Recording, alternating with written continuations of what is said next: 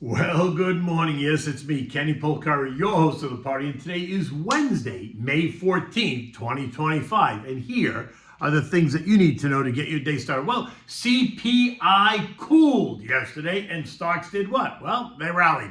Trump and company attend the Saudi U.S. Investment Forum in Saudi Arabia. Crown Prince MBS commits to buy several 100,000 Nvidia chips. And guess what? Nvidia surged by 5.6%. Bonds are down, oil's up, gold is churning. And there's going to be more hard data tomorrow with PPI and retail sales. And what do we have for dinner tonight? We're going to have the creamy chicken and potatoes. We'll get to that in a moment. So the band played on. At 8:30 a.m. yesterday, we learned that CPI came in better than expected, meaning that it was weaker, the lowest level since 2021, showing that inflation continues to fall, not rise. And guess what? That's good. Stocks rose with the exception of UNH, a Dow name that fell 18% or $67 a share, taking 415 points out of the Dow, after the current CEO, Andy Whitty, stepped down for personal reasons and the company withdrew any guidance for 2025, citing higher than expected medical costs. Chairman Stevie Helmsley is taking over, and he offered this apology. I'm deeply disappointed in and apologize for the performance setbacks that we've encountered from both external and internal challenges. Many of the issues standing in the way of achieving our goals are largely within our control. I am optimistic about the future as these issues are within our capacity to resolve. We will approach them with humility, vigor, and urgency. Well, thanks to the apology, but it did nothing for the Dow, which fell 269 points to end the day down 0.6, while the S&P rose 42 points, putting it back in positive territory for the year. The Nasdaq added 300 points or 1.6%, the Russell gaining 10 points or 0.5%, the Transports added 40 points or 0.25%, the equal weighted SP up 16 points, while the Mag 7 surged by 564 points or 2.25%. The move in the Mag 7 driven by Nvidia, which rose 5.6% or $7 a share after the Saudis made a big commitment to purchase several 100,000 Nvidia chips, their most advanced processors over the next 5 years, and they are starting with 18,000 GB300 chips and InfiniBand networking technology for a massive data center project in the desert. Now, in case you were asleep yesterday, Trump and his entourage made the way to Saudi Arabia to attend the Saudi U.S. Investment Forum, aimed to bring together major Saudi and American investors to strengthen economic ties. Trump was the featured speaker, joined by prominent U.S. business leaders like Elon Musk, Larry Fink, CEO of BlackRock, Jensen Huang, Nvidia, Jamie Dimon, JP Morgan, Stevie Schwarzman, Blackstone. The forum focused on investment opportunities in sectors like energy, defense, infrastructure, healthcare, and AI. During the event, Trump announced a $600 billion investment commitment from the Saudis to the U.S., including a $142 billion defense partnership involving arms sales to modernize Saudi Arabia's military with advanced equipment and services from U.S. defense firms. He also announced plans to lift sanctions on Syria to support its new government in the post-Assad era. He wants the Saudis to join the Abraham Accords, and he even offered an olive branch to Iran. Prior to the event, Trump went with MBS, where they signed agreements covering energy, defense, and other areas. So it was a positive trip. It was a good day. This morning, he landed in Doha, Qatar, and then he's going to go on to the UAE, where he is considering a deal that will allow them to import more than 1 million advanced Nvidia chips as well. Nvidia's quoted up another $3 this morning at 2.3% at $132.25.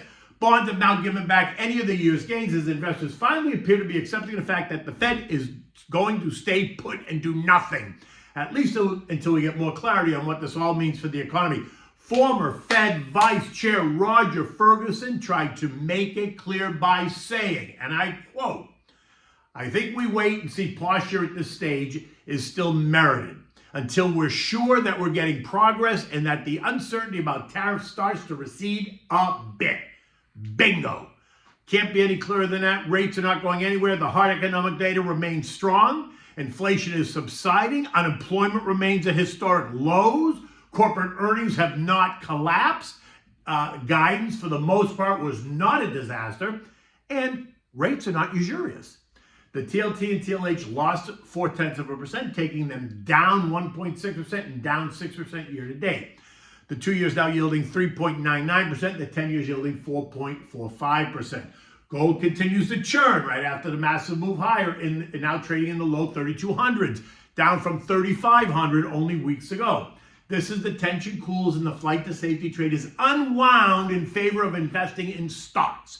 Trendline support for gold is 31.67, a level I expect us to test in the next couple of days, as long as the headlines remain positive.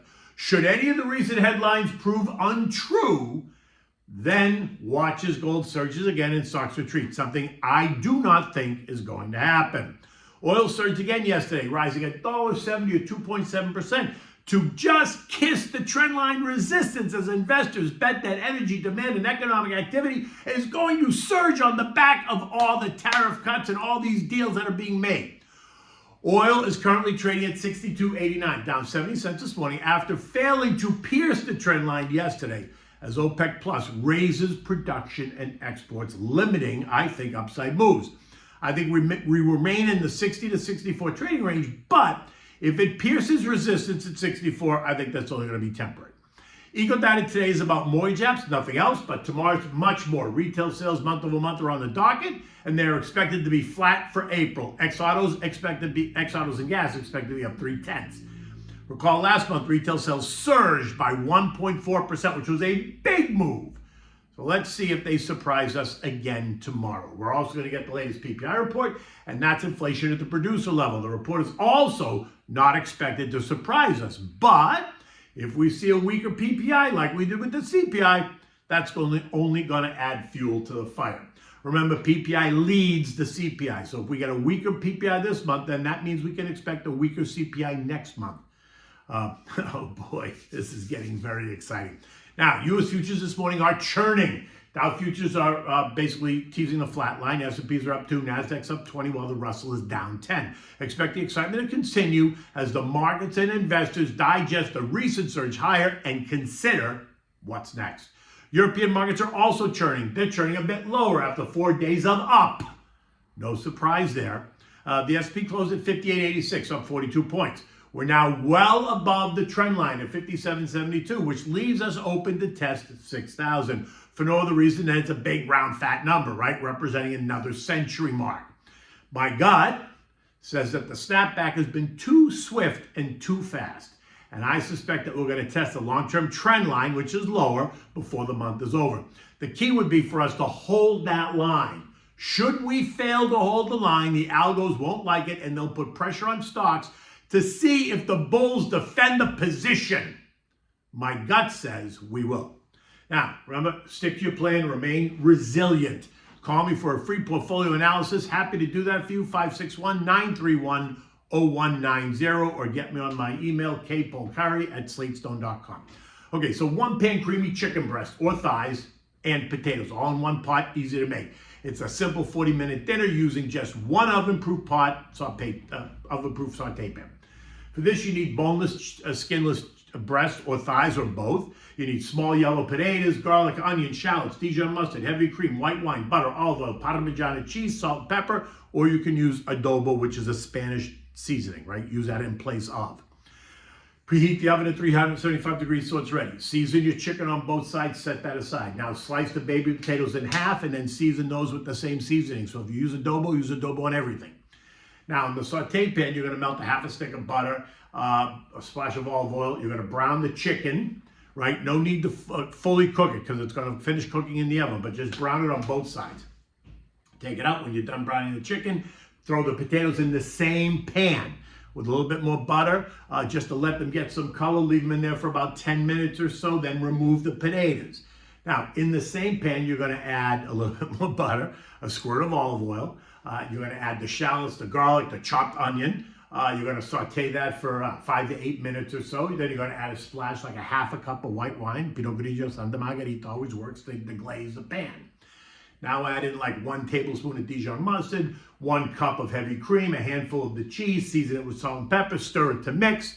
Now add back the chicken and the potatoes all in this one pan, stir it so it's all coated. Now place the pan right in the oven, cover it for 10 minutes, and then take it out and uncover it for another 10 minutes. And remove it, should be ready to go. All delicious, simple, one pot, no big deal, 40 minutes, perfect.